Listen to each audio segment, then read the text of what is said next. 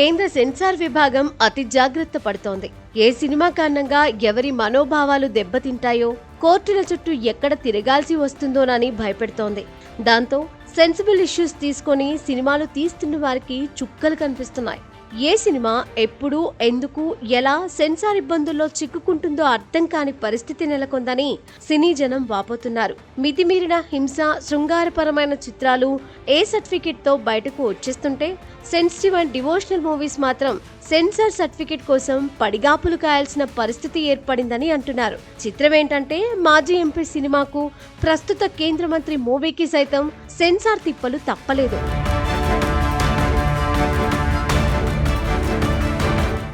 ప్రముఖ నటుడు, నిర్మాత మోహన్ బాబు గతంలో రాజ్యసభ సభ్యునిగా సేవలందించారు. అలానే కేంద్ర ప్రభుత్వం ఆయన్ని పద్మశ్రీ పురస్కారంతోనూ సత్కరించింది. మోహన్ బాబు గతంలో తీసిన కొన్ని సినిమాలు సెన్సార్ ఇబ్బందులు ఎదుర్కొన్న దాఖలాలు ఉన్నాయి. ఆయన తాజాగా నిర్మించిన భక్తిరస ప్రధాన చిత్రం కన్నప్ప సైతం సెన్సార్ ఇబ్బందులను ఎదుర్కొంది. హైదరాబాద్ లో ఈ సినిమాను చూసిన సెన్సార్ సభ్యులు రివైజింగ్ కమిటీకి రికమెండ్ చేయడంతో మోహన్ బాబు అసహనం వ్యక్తం చేశారు. కొందరు ఈ సినిమా చూడకుండా చేసిన విమర్శలే ఇందుకు కారణమని ఆయన భావించారు. గతంలో ఇదే నేపథ్యంలో వచ్చిన చిత్రాలతో పోల్చితే తమది క్లీన్ మూవీ అని అన్నారు. మొత్తానికి ఆర్సీ ఈ సినిమాకు కొన్ని కట్స్ తో క్లియరెన్స్ ఇచ్చింది. దక్షిణాది వారికి కన్నప్ప చరిత్ర తెలుసు కాబట్టి వారు అతని భక్తి తీవ్రతను అర్థం చేసుకుంటారని, కానీ ఉత్తరాది వారు అపార్థం చేసుకుంటారేమోనని సెన్సార్ వారు భయపడినట్లు తెలుస్తోంది. సెన్సార్ అడ్డంకులను అధిగమించి ఈ సినిమా ఎట్టకేలకు 27న జనం ముందుకు వస్తోంది.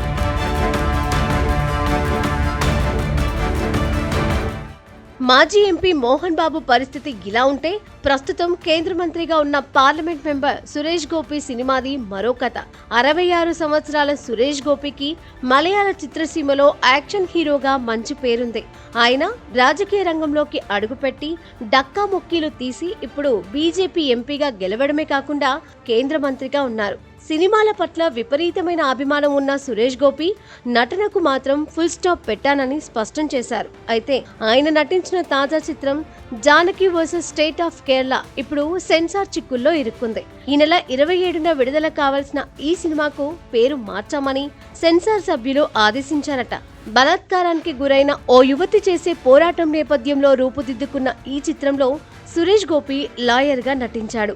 జానకి అనే పేరు సీతాదేవికి వర్తిస్తుంది కాబట్టి సినిమా పేరు మార్చాల్సిందేనని అంటున్నారట. కన్నప్పలో మోహన్ బాబు, ఆయన కొడుకు విష్ణు నటించినట్లుగానే ఈ సినిమాలోనూ సురేష్ గోపితో పాటు ఆయన కొడుకు మాధవ్ గోపి కీలక పాత్రను పోషించాడు.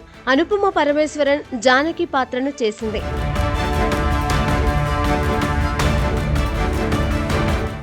జూన్ 20న అమీర్ ఖాన్ నటించి నిర్మించిన సితారే జమీన్ పర్ మూవీ విడుదలైంది. అయితే ఈ సినిమా అనుకున్న తేదీన విడుదల అవుతుందా లేదా అని మేకర్స్ చివరి నిమిషం వరకు టెన్షన్ పడ్డారు. కారణం సెన్సార్ అధికారులు అనుకున్న సమయంలో క్లియరెన్స్ ఇవ్వకపోవడమే. దివ్యాంగుల నేపథ్యంలో రూపుదిద్దుకున్న సితారే జమీన్ పర్ మూవీలో కొన్ని సన్నివేశాలకు సెన్సార్ సభ్యులు అభ్యంతరం వ్యక్తం చేశారని తెలిసింది. వాటిని తొలగించడానికి లేదా మార్చడానికి అమీర్ ఖాన్ అంగీకరించకపోవడంతో చివరి నిమిషం వరకు సర్టిఫికెట్ ఇవ్వలేదని తెలిసిందే. ఈ సినిమాను హిందీతో పాటు తెలుగు, తమిళ భాషల్లోనూ డబ్ చేసి రిలీజ్ చేయాలని అమీర్ అనుకున్నారు. కానీ సెన్సార్ సర్టిఫికెట్ లేట్ కావడంతో ఆయన ఆ ఆలోచన విరమించుకొని హిందీ రిలీజ్ తో సరిపెట్టుకోవాల్సి వచ్చిందట. చిత్రం ఏంటంటే, యానిమల్, పుష్ప 2, మార్కో, హిట్ 3 వంటి హింసాత్మక చిత్రాలు ఏ సర్టిఫికెట్ తో బయటపడుతుంటే, సెన్సిబిలిటీ అంశాలపై తెరకెక్కిన సినిమాలు మాత్రం చిక్కుల్లో పడుతున్నాయని తెలుస్తోంది. ఒకే భాషలో అయితే పెద్దంత సమస్య లేదు, కానీ పాన్ ఇండియా పేరుతో వివిధ భాషల్లో సినిమాలు విడుదల అవుతూ ఉండడంతో ఎవరి మనోభావాలు ఎక్కడ దెబ్బతింటాయో అని కేంద్ర సెన్సార్ అధికారులు భయపడుతున్నారని అంటున్నారు. ఇటీవలే విడుదలైన కొన్ని సినిమాలపై కొందరు కోర్టుకు వెళ్లడంతోనూ అధికారులు బెదిరిపోతున్నారట. మరి ఈ సమస్యలకు పరిష్కారం ఎప్పుడు, ఎలా లభిస్తుందో చూడాలి.